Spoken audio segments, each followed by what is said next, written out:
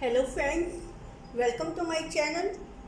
Today we are going to discuss about our new topic of CDP, Child Development in Pedagogy, and that new topic is Vygotsky Socio-Cultural Theory. This is the most important topic for all TADs. So today we are here to discuss about this. So let's start. आज का जो हमारा topic है वो बहुत ही important होने वाला है एंड नेम मैं दोबारा रिपीट कर देती हूँ, वाइगॉस्की सोशो कल्चरल थ्योरी। जो है वाइगॉस्की जो है एक रशियन फिजियोलॉजिस्ट थे।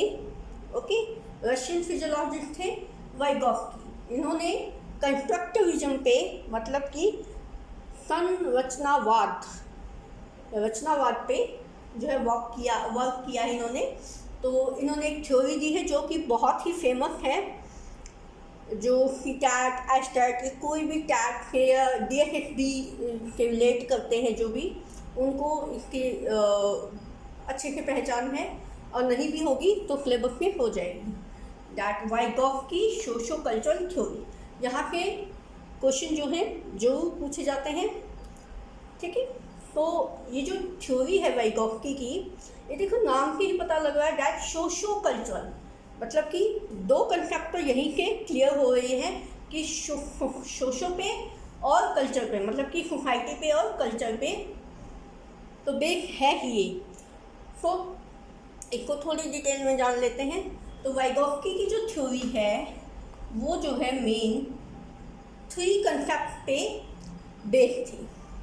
दैट सोसाइटी समाज पे, कल्चर संस्कृति पे, एंड लैंग्वेज दैट इज भाषा पे, ठीक है। तो 3 कंसेप्ट कौन कौन से हैं मेन, जिस पे वाइगॉस्की की थ्योरी बेस थी? वो था सोसाइटी थी हमारा समाज, कल्चर हमारी संस्कृति, एंड लैंग्वेज हमारी भाषा। तो इन 3 पॉइंट्स पे जो है वाइगॉस्की की थ्योरी बेस थी। तो वाइगॉस्की ने क्या कहा? वाइगॉस्की कहते हैं दैट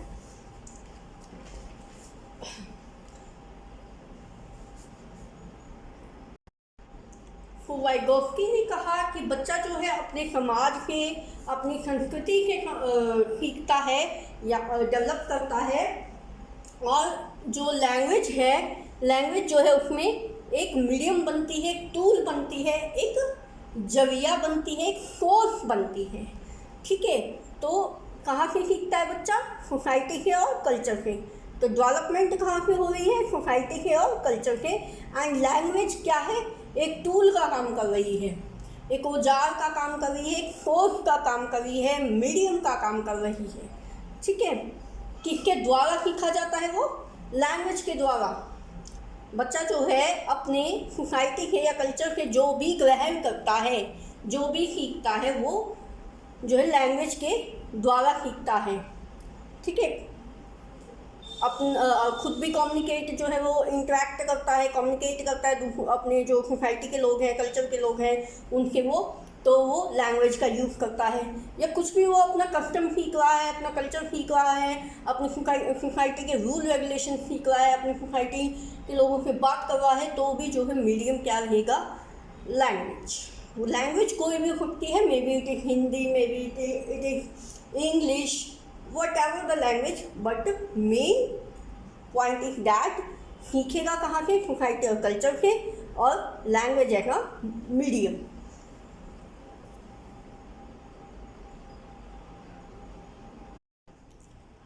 वाइगॉस्की के अकॉर्डिंग जो है लर्निंग पहले आती है एंड डेवलपमेंट बाद में आती है। लर्निंग के डेवलपमेंट आती है। इसी तरीके से लैंग्वेज पहले आती है और डेवलपमेंट बाद में आती है, मतलब लैंग्वेज के डेवलपमेंट आती है। ओके, एंड एज फैक्टर जो है वो मैटर ही नहीं करता, ठीक है। जैसे कोलबर्ग में था, कोलबर्ग की थ्योरी में हमने देखा था कि जैसे जैसे मैच्योरेशन आएगी वैसे वैसे जो है समझ बढ़ती जाएगी। ठीक है। लेकिन यहाँ पे वाइगॉफ्स्की जो है इस चीज़ को नेगलेक्ट कर रहे हैं।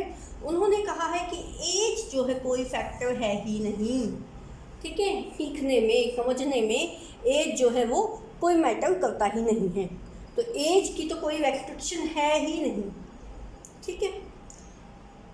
लर्निंग बच्चा जो है समझता है पहले, जिससे उसकी डेवलपमेंट होती है।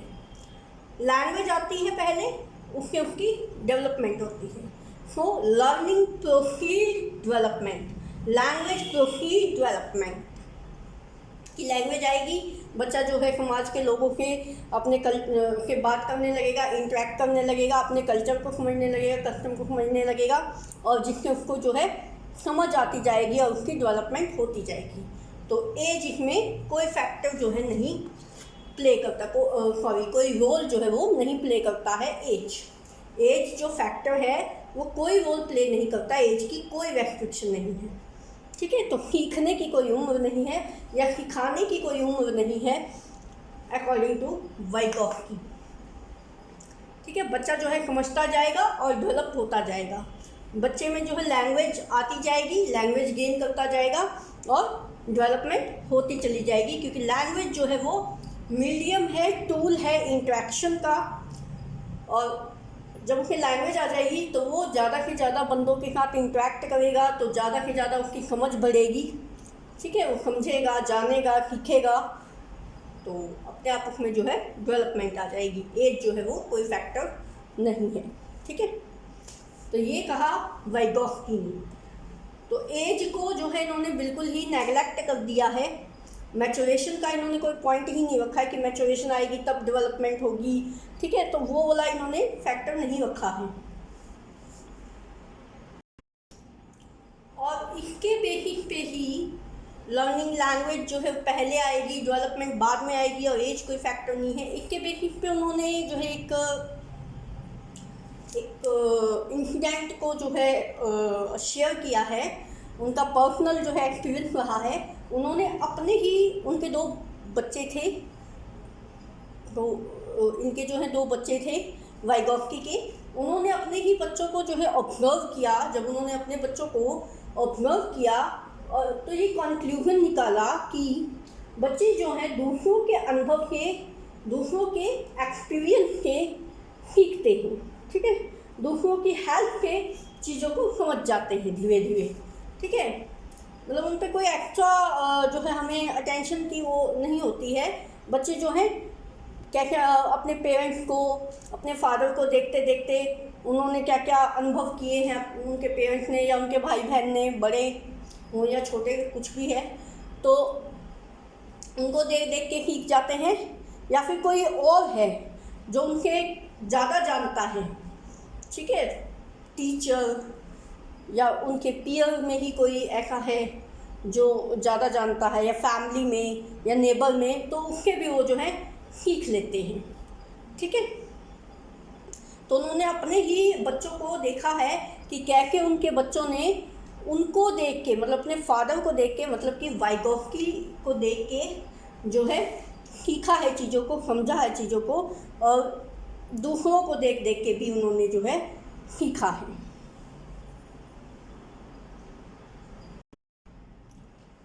तो वो अपने फादर को देख के, अपने भाई बहनों को देख के, अपने सिबलिंग्स को देख के, फैमिली को देख के, नेबर को देख के जो है सीख रहे हैं।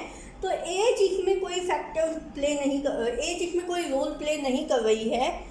वो तो जो है किसी भी एज में है, जैसे 2 साल के हैं या 3 साल के हैं या 10 साल के हैं या लगा लो 20 साल के, 25 साल के हैं, कितने भी साल के हैं, वो जो है देख देख के सीख जाते हैं, ठीक है। तो एज मायने नहीं रखती है। तो आप बात कर लेते हैं कि वाइगॉफ्स्की जो थी उन्होंने 3 मेन कंसेप्ट दिए।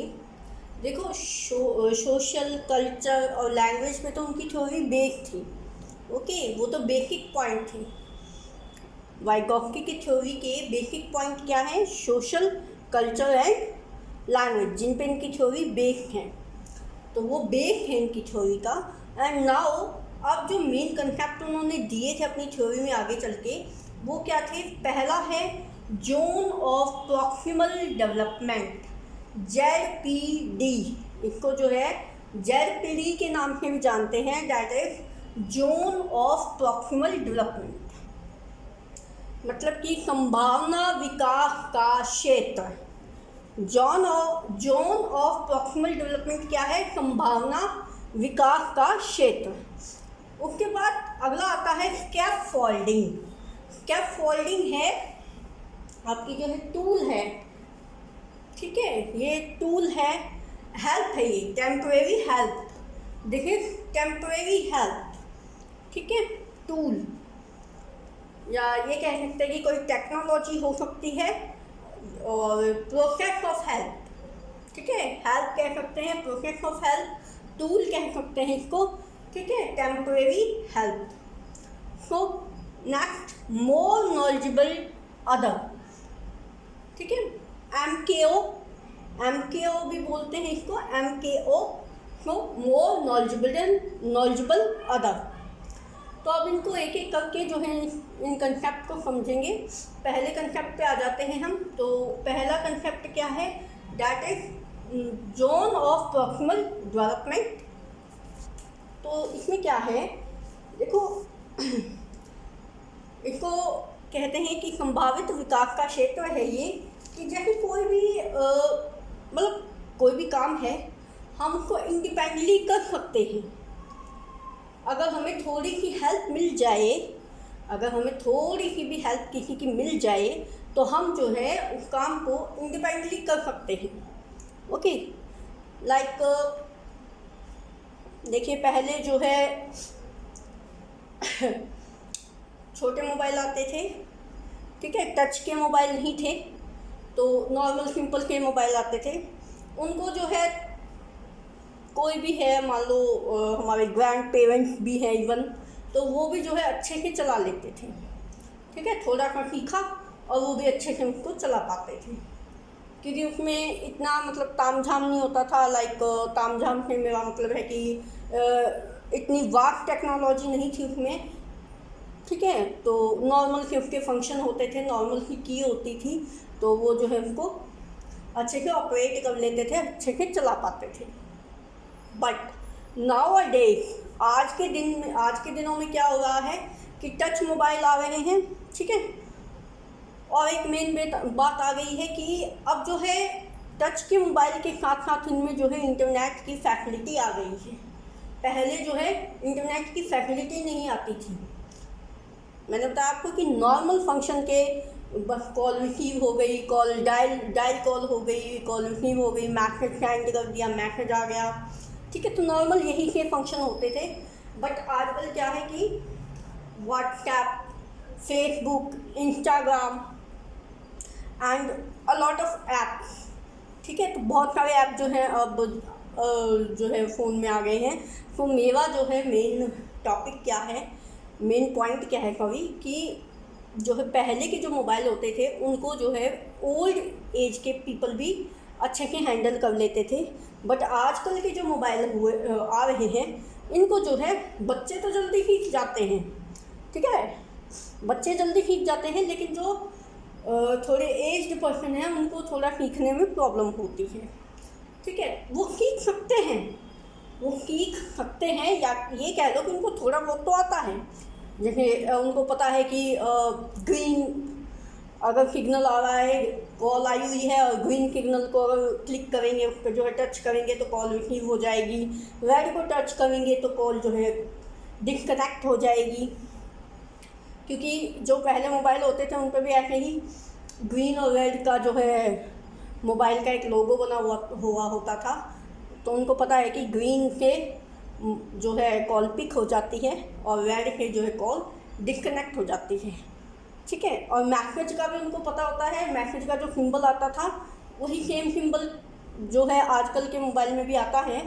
कुछ जो है वो सेम सा आता है, कुछ में डिफरेंट भी है, बट मोस्टली जो है मोबाइल में वही इन्वेलप बनाता है, और वही इन्वेलप जो है पहले बनाता था। तो उनको पता लग जाता है कि हाँ मोबाइल पे जो है अभी जो है मैसेज आया है इनबॉक्स में। बट जो और फंक्शंस हैं उनका क्या, ठीक है, जैसे नेट के जो फंक्शन है या और भी फंक्शन हैं, बहुत सारे ऐप आ गए हैं आजकल तो बिल्कुल बिल्कुल न्यू वर्जन हो गया है मोबाइल का, अपडेट फास्ट वर्जन जो है, तो उसको वो कर तो सकते हैं हैंडल, लेकिन कब, जब उनको थोड़ा बहुत सिखाया जाए। ठीक है, उनसे छोटे वाले या उनसे बड़े वाले उनको जो है सिखाते, ठीक है, तो वो उसको प्रॉपरली चला लेते हैं फिर तो। ठीक है, तो थोड़ा तो उन्हें आता है, तो मतलब कि थोड़ा तो उन्हें आता है और थोड़े की ज़रूरत है सीखने की। ठीक है, एक डायलॉग होता था कि थोड़ा है और थोड़े की ज़रूरत है। सो थोड़ा है मतलब कि वो सीख सकते हैं, उसको भी टच मोबाइल भी वो अच्छे से हैंडल करना सीख जाते हैं, सीख सकते हैं। ठीक है, उनमें पोटेंशियल है सीखने की, तो वो जो पोटेंशियल है सीखने की वो क्या है, जोन ऑफ प्रॉक्सिमल डेवलपमेंट की संभावना विकास का क्षेत्र है। ठीक है, संभावना है उनकी पूरी कि वो जो है उसको टच मोबाइल को आज वाले जो वर्जन है उसको भी उसको भी अच्छे से हैंडल कर लेंगे, अगर उनको थोड़ी सी गाइडलाइन मिल जाए, अगर उनको जो है हेल्प मिल जाए, थोड़ी सी स्कैफोल्डिंग मिल जाए। ठीक है, टेम्परेरी हेल्प, थोड़ी सी हिंट मिल जाए। ठीक है, थोड़ी सी हिंट मिल जाए, थोड़ी सी हेल्प मिल जाए, तो वो जो है अच्छे से उसको ऑपरेट कर लेंगे। और कौन देगा वो help, more knowledgeable then other, जो उनके ज़्यादा जानता है मोबाइल के बारे में। ठीक है, वो उनको क्या है, वो कौन होगा, मोर नॉलेजेबल अदर, जो ज़्यादा जानता है, लाइक उनके ग्रैंड पेरेंट्स और सॉरी उनके ग्रैंड डॉटर, ग्रैंड सन, या फिर उनके खुद के बेटा बेटी कोई भी है, तो जो भी उसको जो है ज़्यादा जानता है मोबाइल के बारे में, वो उनको स्कैफोल्डिंग देगा। ठीक है, वो उनको हेल्प देगा, वो उनको जो है हिंट देगा कि नहीं ऐसे नहीं, ऐसे होता है, आज के मोबाइल में जो है ये फंक्शन है, आपको जो है ये बटन क्लिक करना है या यहाँ पे टच करना है, वहाँ पे टच करना है मोबाइल को, तो ये जो है वो उसको सिखाएगा, वो उनको सिखाएंगे। तो स्कैफोल्डिंग देंगे वो कौन, मोर नॉलेजेबल अदर, जो उनसे ज़्यादा जानते हैं, वो उनको थोड़ी टेम्परेरी हेल्प देंगे, और थोड़ी सी हेल्प मिलते ही वो जो है प्रॉपरली उस चीज़ को करना सीख जाएगी।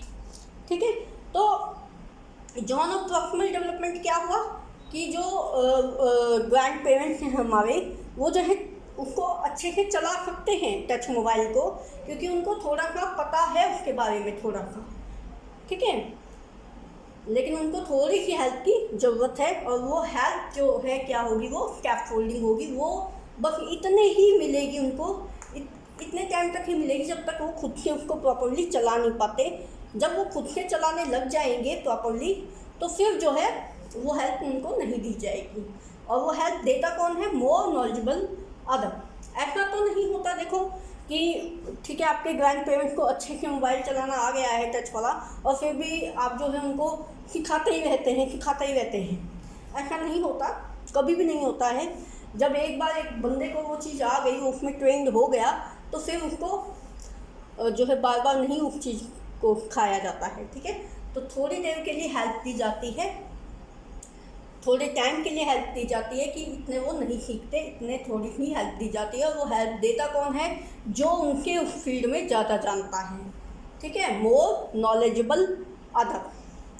लाइक जैसे हम साइकिल चलाना सीखते हैं, तो थोड़ा बहुत हमें आता है, हमें पता है कि पैडल जो है पैडल बना रखे हैं, उन पर पैर रखना है, हैंडल जो है वो हाथ से पकड़ना है, या फिर इस वो होती है ना उसकी बेल, कि इससे जो है बेल रिंग होगी इसको दबाने से।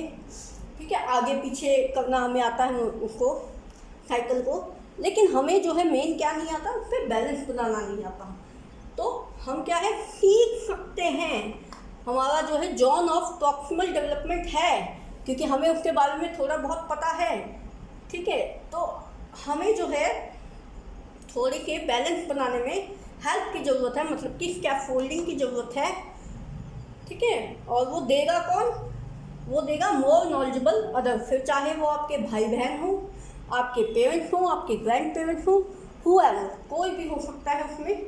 ठीक है, तो जो आपसे ज़्यादा बेहतर साइकिल चलाना जानता हो, जिसको साइकिल चलाने की पूरी नॉलेज हो या आपसे ज़्यादा नॉलेज हो, वो आपको हेल्प करेगा। मोर नॉलेजेबल अदर जो है, मोर नॉलेजेबल अदर एक पर्सन रहेगा हमेशा, ठीक है। मोर नॉलेजेबल अदर क्या है, एक पर्सन होगा हमेशा। और स्कैफोल्डिंग एक टेक्नोलॉजी होगी, ठीक है, या टूल होगी। स्कैफोल्डिंग क्या होगी, एक टूल होगी। और मोर नॉलेजेबल अदर जो है एक पर्सन होगा।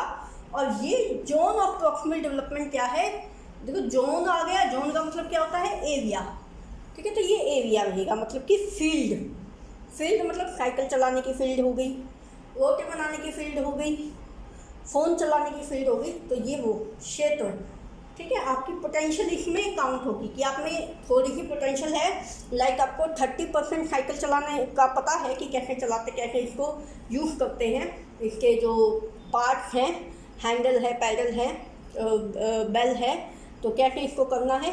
लेकिन आपको जो है बैलेंस बनाना नहीं आता, तो वो आपको स्कैफोल्डिंग दी जाएगी, वो आपको हेल्प दी जाएगी, ठीक है। या तो आजकल तो ऐसे भी साइकिल आते हैं कि साइड में जो है, दोनों साइड में व्हील लगे होते हैं सपोर्ट के, ठीक है, जो आपको सपोर्ट करते हैं, सहारा देते हैं, आपको बैलेंस बनाने में आपको हेल्प करते हैं। तो वो जो क्या है, स्कैफोल्डिंग है, ठीक है। लेकिन नहीं होते थे मोस्टली, अभी भी नहीं होते हैं, एक आधे में मिलते हैं। तो नहीं होते थे तो क्या होता था कि पीछे के आपको पकड़ लेता था कोई, लाइक आपके पेरेंट्स हैं, आपके सिबलिंग्स हैं, कोई भी आपको पकड़ के और आपका बैलेंस बनवाता था। और वो बैलेंस तब तक ही पकड़ के बनवाया जाता था कि कहीं आप गिर ना जाओ, जब तक आपको बैलेंस बनाना पूरा पूरा आ नहीं जाता था।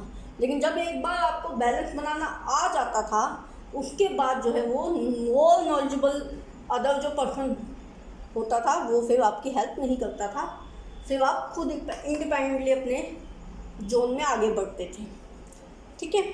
ऐसे ही रोटी बनाने में होता है, आपको पता है कि बेलन जो है वो बेलेगा, ठीक है, आपको पता है उससे जो है रोटी जो है वो बेली जाती है और तवे पे जो है वो सेकी जाती है।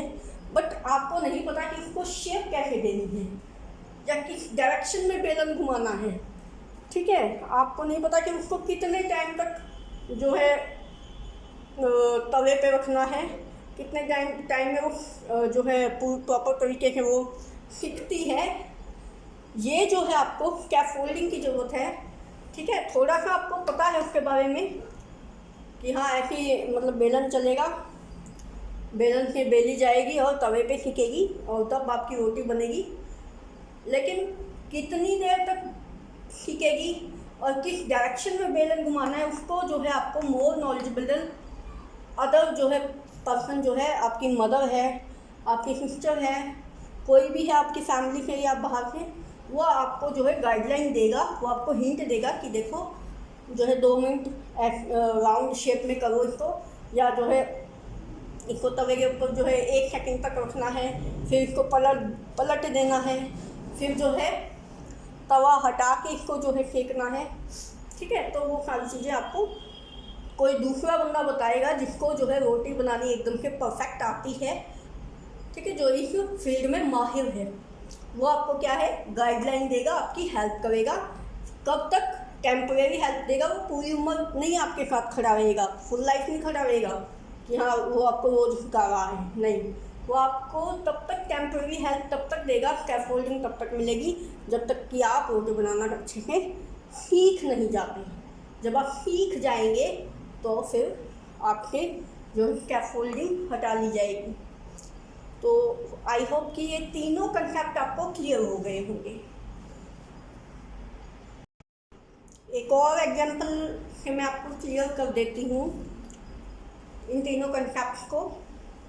देखिए, जब बच्चा जो है लिखने लगता है तो उसे पता होता है कि पेंसिल से लिखा जाता है और पेंसिल को जो है हाथ में पकड़ना है, ठीक है, और वर्ड बनाने हैं, ए बनाना है या अ बनाना है, ठीक है, बी सी डी 1 2 3 या फिर आ ई जो भी लिखना है।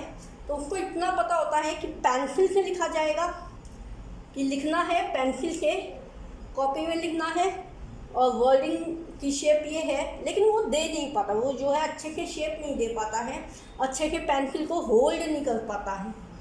ठीक है, तो उसे ये तो पता कि हाथ में पकड़नी है, बट कैसे पकड़नी है वो नहीं पता, या कैसे जो है वर्ड को, वर्डिंग को कैसे लिखना है, कैसे उसको शेप देनी है अल्फ़ाबेट्स को या नंबर्स को, तो उसे नहीं पता होता। तो उसको जो है थोड़ा तो पता है लिखने के बारे में, लेकिन थोड़ी उसको जो है स्कैफोल्डिंग दी जाती है, उसका हाथ पकड़ के लिखवाया जाता है। और वो स्कैफोल्डिंग कौन देता है? More knowledgeable other. अब इसमें कौन है? जैसे आपके टीचर हैं, आपके सिबलिंग हो सकते हैं, आपके पेरेंट्स हो सकते हैं, ग्रैंड पेरेंट्स हो सकते हैं, हुएवर, कोई भी हो सकता है, बस जो अच्छे से लिखना जानता हो, मोर नॉलेजेबल अदर। ठीक है,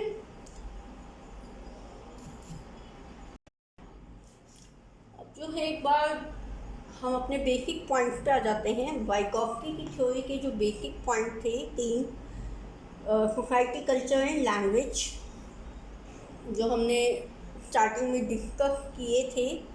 ठीक है, तो उन पे आ जाते हैं। डैट सोसाइटी और कल्चर जो है वो काफ़ी नॉलेज देता है पर्सन को, हमें जो है काफ़ी नॉलेज मिलती है सोसाइटी और कल्चर से, या ये कह लें कि बच्चे को जो है सोसाइटी और कल्चर से जिसमें वो रहता है, जो उसके आसपास होती है, उससे काफ़ी नॉलेज मिलती है। और वो नॉलेज जो है पहुंचाने का जरिया क्या है? सोसाइटी और कल्चर से जो नॉलेज मिलती है वो कैसे हम तक पहुंचती है? वो पहुंचती है लैंग्वेज के थ्रू। ठीक है, क्योंकि पहले भी मैंने बताया है कि हम जो होते हैं, या बच्चा जो होता है, अपनी सोसाइटी के, कल्चर के लोगों में इंटरेक्ट कैसे करता है, बातचीत कैसे करता है, कम्युनिकेट कैसे करता है, उनके आइडियाज़ को कैसे धारण करता है? By language. ठीक है, लैंग्वेज से ही कम्युनिकेशन जो है, कम्युनिकेशन का एकमात्र जो जरिया है, जो सोर्स है, वो लैंग्वेज ही है। तो लैंग्वेज के थ्रू ही वो अपने सोसाइटी के और अपने कल्चर से इंटरेक्ट करेगा। तो इनकी जो भी नॉलेज जानी होगी एक पीपल में, एक बच्चे में, तो लैंग्वेज के थ्रू जाएगी। तो अब जो है एक बार सोसाइटी और कल्चर को अच्छे से समझ लेते हैं, लैंग्वेज को हम लेटर ऑन देखेंगे। तो सोसाइटी एंड कल्चर, देखिए एक बच्चा है जो टी शॉप पे वर्क करता है, चाय के ठेले पे या चाय की दुकान पे जो है काम करता है।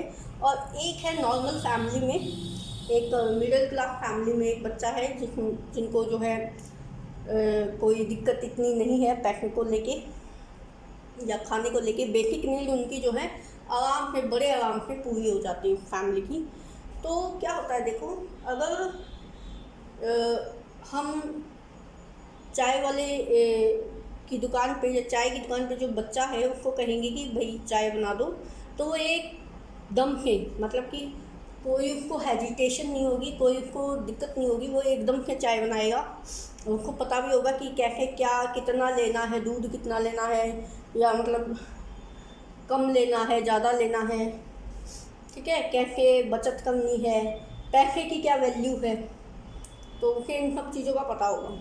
लेकिन जो एक नॉर्मल फैमिली का जो बच्चा होता है उसको क्या है, हम बोलेंगे कि भाई चाय बना दो, तो 6 बार तो ये पूछेगा कि कितना दूध डालूं, कितनी चीनी डालूं, कितने जो है इसमें पत्ती कितनी डालनी है, चाय पत्ती कितनी देर तक उबालना है, या ये कैसे बनेगी, मुझे तो गैस चलानी नहीं आती है। ठीक है, या मैं कम दूध क्यों डालूं, ज़्यादा क्यों डालूं, या पानी ज़्यादा क्यों डालूं। ठीक है, तो उसको जो है नहीं पता कि कैसे बचत होती है। ठीक है, पैसा कितना इम्पोर्टेंट है, या कौन सी चीज़ ज़्यादा पैसों की आती है, दूध ज़्यादा महंगा है या पानी, चाय पत्ती, चीनी, उसको इन चीज़, इनके वेट, इनके उसमें कोई लेना देना नहीं है। ठीक है, तो क्या है कि जो चाय के दुकान पे जो बच्चा वर्क करता है वो डे टू डे फेस करता है प्रॉब्लम्स को। ठीक है, इसलिए उसको जो है पता है कि क्या चीज़ ज़्यादा महंगी है या सस्ती है, या पैसे जो है कैसे बचाए जाते हैं, पैसे बचाने का प्रोसेस क्या है, चाय बनाते बनाते पैसे कैसे बचा सकते हैं। ठीक है, या पैसे को बचाना बहुत ज़रूरी है, या अगले टाइम का जो खाना है वो कैसे हो पाएगा। लाइक अगर लंच का जुगाड़ हो गया है तो डिनर का जुगाड़ कैसे होगा। तो वो जो है अपने डे टू डे एक्सपीरियंस से, डे टू डे प्रॉब्लम से जो है बहुत कुछ सीखता है, ठीक है, क्योंकि वो डे टू डे सर्वाइव कर रहा है लाइफ में, ठीक है। उसे अपनी रोजी रोटी की चिंता है। बट जो मिडिल क्लास का जो बच्चा होता है उसको इन चीज़ों से कोई मतलब नहीं होता है, उसको अवेलेबल हो जाता है सब कुछ टाइम पे, तो उसको इन चीज़ों से कोई लेना देना नहीं होता है, ठीक है। बट क्वालिटी का फ़र्क होता है। देखो जो मिडिल क्लास, जो चाय की दुकान पे जो बच्चा होगा वो जो है पैसों के बारे में, पैसे बचाने के बारे में, ठीक है, अपनी रोटी, अपनी बेसिक नीड के बारे में सोचेगा। और जो मिडिल क्लास का बच्चा होगा वो जो है उसकी सोच क्या होगी, क्लास में फर्स्ट कैसे आना है, ठीक है, और मम्मी से जो है प्रशंसा कैसे पानी है, ठीक है, या पॉकेट मनी कैसे मिलेगी, ठीक। क्वालिटी उसमें भी होंगी, ऐसा नहीं कि उसमें क्वालिटी नहीं है, लेकिन उसमें जो है अलग टाइप की क्वालिटी होंगी, उसमें अलग टाइप की, तो दोनों की में क्वालिटी तो होंगी। दिमाग तो दोनों लगाते हैं, लेकिन वो अलग डायरेक्शन में लगाता है और वो अलग डायरेक्शन में लगाता है, तो दोनों जो है अपना अपना माइंड जो है वो अलग अलग डायरेक्शन में लगाते हैं। क्यों? क्योंकि वो जो फेस कर रहा है, जो चाय की दुकान का जो बच्चा है, वो जो फेस कर रहा है प्रॉब्लम, वो उनके अकॉर्डिंग, उसके आसपास का जो कल्चर है, जो सोसाइटी है, उसके अकॉर्डिंग वो चल रहा है। जो उसको अपने कल्चर से, सोसाइटी से जो प्रॉब्लम फेस करनी पड़ती है, रहते रहते उसमें जो कल्चर में, सोसाइटी में रहते रहते जो प्रॉब्लम फेस करनी पड़ती है, वो उसके अकॉर्डिंग चल रहा है। और जो कल्चर और सोसाइटी जो मिडिल क्लास के बच्चे को, जो एक प्रॉपर फैमिली के बच्चे को मिलती है, वो उसके हिसाब से चलता है, ठीक है, उसके हिसाब से सोचता है। तो दोनों में फ़र्क है, ठीक है।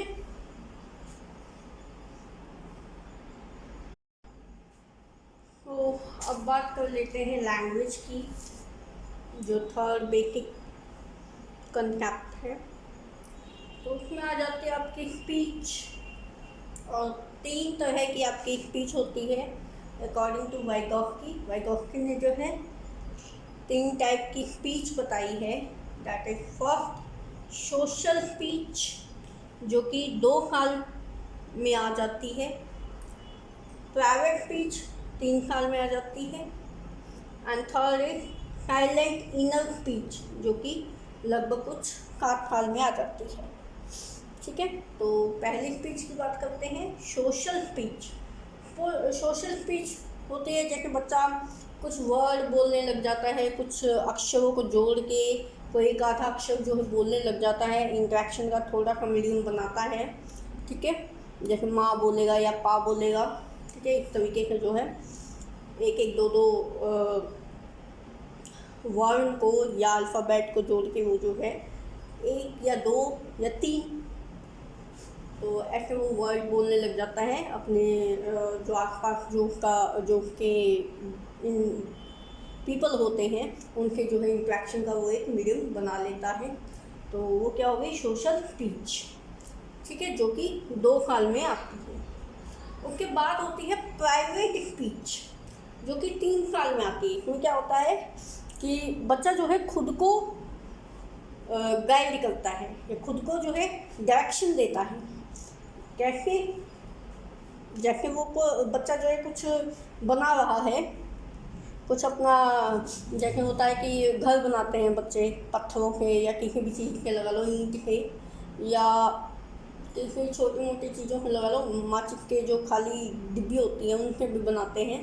तो मान लो माचिस की खाली डिब्बियों में मैच बॉक्स से वो जो है घर बना रहा है, तो वो अपने आप को गाइड करेगा कि नहीं, ये वाली माचिस तो मैंने जो है गलत लगा दी, ये यहाँ नहीं लगनी थी, ये तो इसके ऊपर लगनी थी, या ये इसके नीचे लगनी थी, या इसकी साइड में लगनी थी, ठीक है। तो इसको जो है मैं साइड में लगा देता हूँ, ठीक है। इसको जो है खोल के मैं इसको फाड़ के इसका दरवाज़ा बना देता हूँ, या इसकी विंडो बना देता हूँ, ठीक है। तो इस तरीके से, ओके। तो वो जो है खुद को गाइड करता है। प्राइवेट स्पीच से मतलब कि खुद से ही बातें करता है, लेकिन वो बातें जो है उसके आसपास को वालों को भी सुनाई देती है, ठीक है। ऐसा नहीं कि वो खुद से बात कर रहा है और किसी को सुनाई नहीं दे रहा है, वो खुद से बात करता है और जो उसके आसपास जो बैठे होते हैं बंदे, उनको भी उसकी वो प्राइवेट स्पीच जो गाइडलाइन वो खुद को दे रहा होता है, वो डायरेक्शंस जो है वो सुनाई देती हैं। ठीक है, ये जो है प्राइवेट स्पीच आपकी वो 3 साल में आ जाती है। उसके बाद आते हैं साइलेंट इनर स्पीच।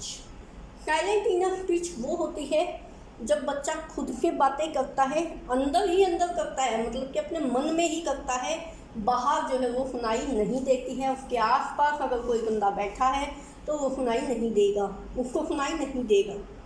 ठीक है, जैसे कि आप बच्चे को डांट देते हो किसी वजह से, मान लो पापा ने डांट दिया या मम्मी ने डांट दिया, तो बच्चा जो है मन में कहता है ऐसे डांटते रहते हैं मुझे, बताओ कोई बात है जो मुझे ऐसे डांटते रहते हैं, मैं क्या हर काम गलत करता हूँ। ठीक है, या कुछ भी बोलता है वो मन में, लेकिन वो बाहर उसके पेरेंट्स को नहीं सुनाई देता है कि ये क्या कह रहा है।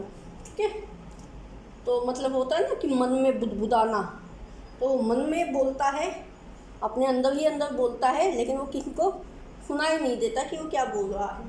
ठीक है, बोल वो खुद से ही रहा है। इसमें भी देखो प्राइवेट स्पीच में भी बच्चा जो है खुद से ही बोलता है, लेकिन बस फ़र्क ये है कि उसके आसपास के जो बंदे होते हैं उनको सुनाई देता है कि वो क्या बोल रहा है।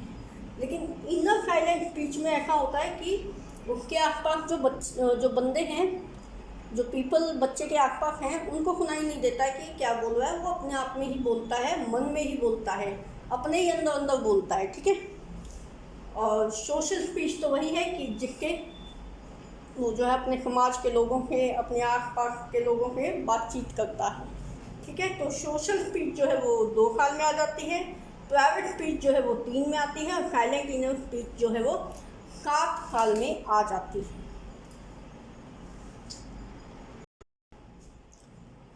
तो आप वाइगॉफ्स्की ने कुछ टर्म्स दी हैं, लर्निंग की टाइप्स दी हैं उन टर्म्स में। तो लर्निंग की कुछ टाइप्स दी है वाइगॉफ्स्की ने अपनी थ्योरी में। तो कुछ ऐसे हैं like collaborative learning, group learning, assistive learning. तो आपको नाम से ही पता लग रहा है, कोलैबोरेटिव लर्निंग, ग्रुप लर्निंग, मतलब कि बच्चे जो हैं एक साथ बैठ के पढ़ते हैं। ठीक है, बच्चे लगा लो या बड़े लगा लो, एक साथ बैठ के ग्रुप में जो स्टडी होती है। ठीक है, जैसे कि कोचिंग सेंटर्स में होती है, सारे एक एज के नहीं होते हैं वहाँ पे जो कोचिंग लेने आते हैं। ठीक है, तो अलग अलग एज के होते हैं, कोई बहुत ज़्यादा एज का होता है, जैसे जॉब एग्ज़ाम्स की कोचिंग लेते हैं, तो वो जो है अलग अलग एज के होते हैं जो भी पीपल वहाँ पे कोचिंग लेते हैं। कुछ जो है कम एज के होते हैं, कुछ ज़्यादा एज के भी मिलते हैं। तो वो एक छत के नीचे बैठ के अंडर वन रूफ, तो ठीक है, अंडर वन रूफ वो जो है क्लास में पढ़ते हैं। ठीक है, ग्रुप बन जाता है उनका। ठीक है, तो ग्रुप 1 ग्रुप 2 ऐसे करके, तो वो जो है इकट्ठे बैठ के पढ़ते हैं। कोलैबोरेटिव लर्निंग का क्या मतलब है कि ग्रुप में बैठ के पढ़ते हैं। ठीक है, और क्लास में एक साथ मिलके। ठीक है, और असिस्टिव लर्निंग है कि कोई मतलब कि किसी की हेल्प से पढ़ते हैं, एक दूसरे की हेल्प से पढ़ते हैं या किसी और की हेल्प से पढ़ते हैं, जैसे कोई टीचर होता है उसकी हेल्प से पढ़ते हैं। ठीक है, तो लेकिन इकट्ठे बैठ के पढ़ते हैं।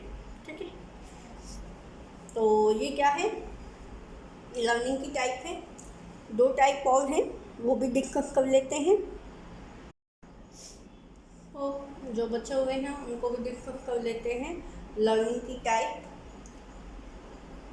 टाइप है ये 3 हमने डिस्कस कर ली हैं। कौन कौन सी? Collaborate learning, group learning and assistive learning. अब जो है 4th आ जाती है, that is peer tutorial. Peer tutorial क्या है कि पीयर्स क्या होते हैं? सेम एज के बच्चे, आपके क्लासमेट। ठीक है, तो जो सेम एज के बच्चे होते हैं वो जो है आपस में बैठ के पढ़ते हैं। ठीक है। कोलैबोरेट लर्निंग और ग्रुप लर्निंग में क्या था कि एज कोई मैटर नहीं कर रही थी वहाँ पे, किसी भी एज के बच्चे हों, ठीक है, ज़्यादा एज के भी हो सकते, कम एज के भी, अंडर वन रूफ पढ़ रहे थे। लेकिन यहाँ पे पीयर ट्यूटोरियल में क्या है कि सेम एज के बच्चे होने चाहिए, एज जो है उनकी एक सेम होनी चाहिए, ठीक है। तो वो आपस में बैठ के पढ़ते हैं, एक दूसरे से सीखते हैं। उसके बाद है फिर रेसिप्रोकल लर्निंग, ठीक है। ये भी पीयर ट्यूटोरियल का ही एक टाइप है, बस नाम अलग कर दिया गया है। रेसिप्रोकल लर्निंग मतलब कि एक दूसरे से सीखते हैं। जैसे मेरा जो है मैथ अच्छा नहीं है और मेरी फ्रेंड है उसका जो है साइंस अच्छा नहीं है, और हमने जो है आपस में बात कर ली कि ठीक है मैं आपको जो है मैथ पढ़ा दूँगी, आप मुझे जो है साइंस पढ़ा दो, ठीक है। तो मेरे मैथ के कुछ क्वेश्चन वो सॉर्ट आउट करेगी और मैं उसके साइंस के कुछ आंसर लिख दूँगी। तो ये क्या हो गई, रेसिप्रोकल लर्निंग, तो एक दूसरे से सीख रही है, ठीक है, पीयर ग्रुप। अब आ जाते हैं रेसिप्रोकल टीचिंग। रेसिप्रोकल टीचिंग क्या है, एक पॉइंट ये भी आ जाता है रेसिप्रोकल टीचिंग। बच्चे जो हैं टीचर से सीखते हैं और टीचर जो है वो भी बच्चों से सीखता है।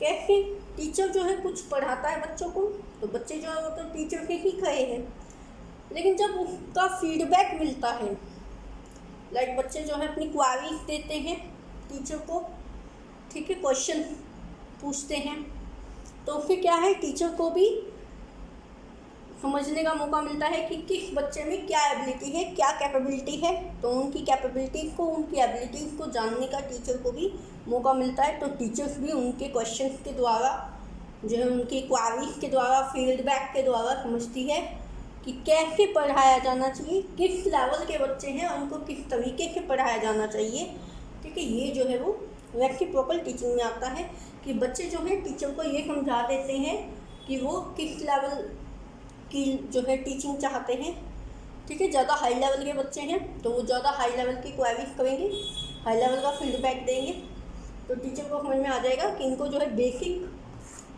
चीज़ें कराने की नीड नहीं है, ठीक है। और जो मान लो थोड़े से जिनको टॉपिक की अभी समझ नहीं है या नया नया कोई टॉपिक है उनके लिए, तो वो जो है उनकी क्वेरीज भी थोड़े लो लेवल की रहेंगी। Low level I mean to say कि थोड़ा जो है खतब जो है वो थोड़ा सा क्वेश्चन का नॉर्मल रहेगा, नॉर्मल क्वेश्चन पुटअप करेंगे, वो नॉर्मल फीडबैक रहेगा। तो टीचर को पता लग जाता है डैट कि बच्चों को अभी इस टॉपिक की जो है नॉलेज नहीं है, तो उनको जो है बेसिक से पढ़ाया जाना चाहिए, ठीक है, ओके। तो अब आ जाते हैं क्रिटिसिज्म पे कि वाइगॉस्की की जो थ्योरी थी उसको क्रिटिसाइज किस बेसिस पे किया गया, मतलब कि उसकी आलोचना जो है वो किन किन बातों पे हुई है। देखिए वैसे तो वाइगॉस्की की जो क्रिटिसाइज जो पॉइंट है वाइगॉस्की के, वो इतने इम्पॉर्टेंट नहीं है, इतना नहीं पूछा जाता है, लेकिन फिर भी जो है अगर हम थ्योरी कर रहे हैं तो हमें जो है ईच एंड एवरी पॉइंट करना होगा। तो क्रिटिसाइज की बात कर लेते हैं। तो पहला जो क्रिटिसाइज था वो था that give no value to age. Age को बिल्कुल ही नेगलेक्ट कर दिया है, बिल्कुल ही ख़त्म कर दिया है वाइगॉस्की ने। एज को कोई वैल्यू दी ही नहीं है, मैचुरेशन को कोई वैल्यू नहीं दी है। तो ये जो है इनकी आलोचना की गई, ठीक है, कि भाई एज जो है अपनी इम्पोर्टेंस रखता है, लेकिन वाइगॉस्की ने उसको जो है बिल्कुल ख़त्म कर दिया है, उसने बिल्कुल भी उसको इम्पोर्टेंस नहीं दी है। उसके बाद जो सेकंड पॉइंट रहा है वो रहा है कि collaborative learning not always positive, कि जो कोलैबोरेटिव ग्रुप लर्निंग पे जो है वाइगॉस्की ने ज़्यादा फोकस किया है, उसको ज़्यादा हाईलाइट किया है कोलैबोरेटिव लर्निंग को, ग्रुप लर्निंग को, बट अकॉर्डिंग टू वाइगॉफ्स्की क्या है कि कोलैबोरेटिव लर्निंग, ग्रुप लर्निंग जो है हमेशा पॉजिटिव रिजल्ट देगी, कुछ अच्छा ही सीखेंगे बच्चे। लेकिन ऐसा नहीं होता है, कई बार क्या होता है कि ग्रुप लर्निंग में, ग्रुप में जब बच्चे बैठते हैं तो वो कई बार गलत चीज़ें भी सीख लेते हैं, ठीक है, गलत आदतें भी उनमें आ जाती है। तो ज़रूरी नहीं है कि ग्रुप में और कोलैबोरेशन में हमेशा अच्छी चीज़ें ही सीखेगा, कई बार गलत चीज़ें भी सीखने को मिल जाती हैं, ठीक है। तो ये 2 पॉइंट थे, एक तो एज फैक्टर जो है नेगलेक्ट कर दिया गया है, एक कोलैबोरेटिव लर्निंग जो है हमेशा पॉजिटिव नहीं होती, ठीक है, तो वो जो है नेगेटिव भी हो जाती है कभी कभी। अब आ जाते हैं एजुकेशन इम्प्लीकेशन पे। तो वाइगॉफ्स्की के एजुकेशनल इम्प्लीकेशन क्या थे वाइगॉफ्स्की थ्योरी के? फर्स्ट था ग्रुप एक्टिविटी, कि बच्चों को ज़्यादा से ज़्यादा ग्रुप एक्टिविटीज़ करवाएं, या ग्रुप एक्टिविटीज़ में उनको ज़्यादा से ज़्यादा इंक्लूड करें ताकि वो जो है खुद करके सीखे, ठीक है, अपने खुद के अनुभवों से सीखे या दूसरों के अनुभवों से सीखे। तो ग्रुप एक्टिविटीज़ उनको ग्रुप में जो है एक्टिविटीज़ करवाई। उसके बाद है कहा कि अपॉर्चुनिटी टू इंटरेक्ट, उनको जो है ये अपॉर्चुनिटीज़ दें कि वो जो है इंटरेक्ट करें, एक दूसरे से इंटरेक्ट करें, टीचर से इंटरेक्ट करें, ठीक है, जिससे उनका जो है डेवलपमेंट ज़्यादा हो, ठीक है। ग्रुप्स में इंटरेक्ट करें, पीयर्स से इंटरेक्ट करें, कोलैबोरेशन में पढ़ें, टीचर्स को फीडबैक दें, टीचर्स से इंटरेक्ट करें, क्वारीज करें, क्वेश्चन आंसर पुट करें, ठीक है। तो इस तरीके से उनको जो है इंटरेक्शन का मौका दें, अपनी सोसाइटी के कल्चर से वो इंटरेक्ट कर पाएँ। तो ये 2 जो है मेन एजुकेशनल इम्प्लीकेशन थे। तो ग्रुप एक्टिविटीज़ करवाएं ज़्यादा से ज़्यादा टीचर्स जो हैं, और दूसरा बच्चों को जो है माँ बाप हों या टीचर्स हों, वो जो है बच्चों को ये अपॉर्चुनिटी दें कि वो जो है ज़्यादा से ज़्यादा इंटरेक्ट करें अपने समाज के लोगों से, अपने पीयर ग्रुप से, अपने टीचर्स से, अपनी फैमिली से, ठीक है।